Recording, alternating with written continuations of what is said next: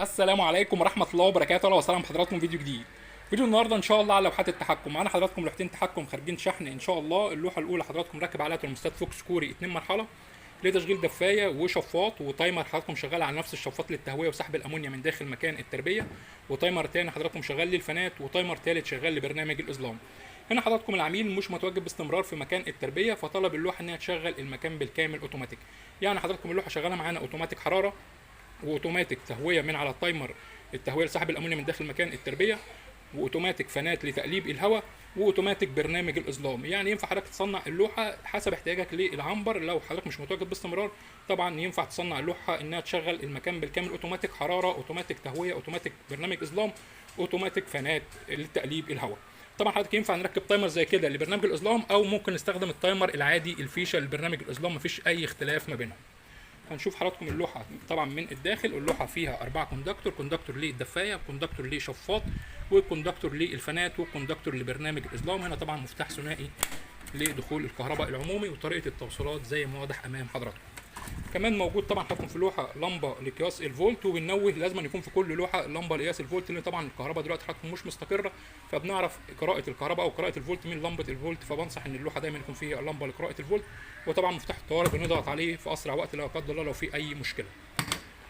طبعا حضراتكم هنا اللوحه خارجه شحن ان شاء الله، ومعاها شفاط 50 في 50 اتحاد اوروبي، وخلايا تبريد متر في متر. هنا طبعا بعد ما تم تغليف خلايا التبريد عشان الحفاظ عليها اثناء الشحن. ومعاها طبعا كمان الفنات.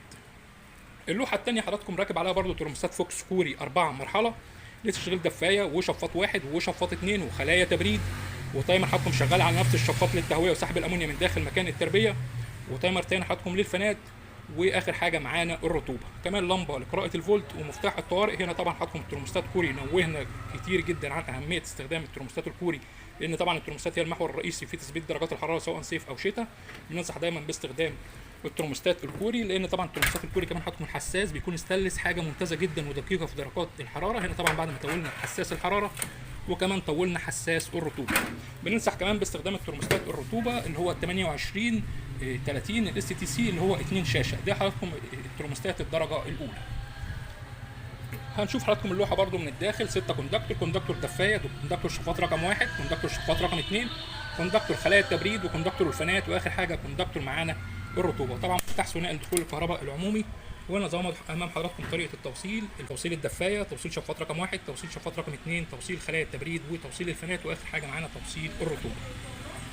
زي ما نوهت لحضراتكم فيديوهات كتير، استخدام الترموستات الكوري هتسهل على حضرتك تظبيط درجات الحراره بشكل كبير سواء صيف او شتاء، تقدر تعتمد عليها في تظبيط المكان، او تقدر حضرتك تطمن وتسيب اللوحه هي تظبط درجات الحراره اوتوماتيك داخل مكان التربيه لو حضرتك مش متواجد باستمرار.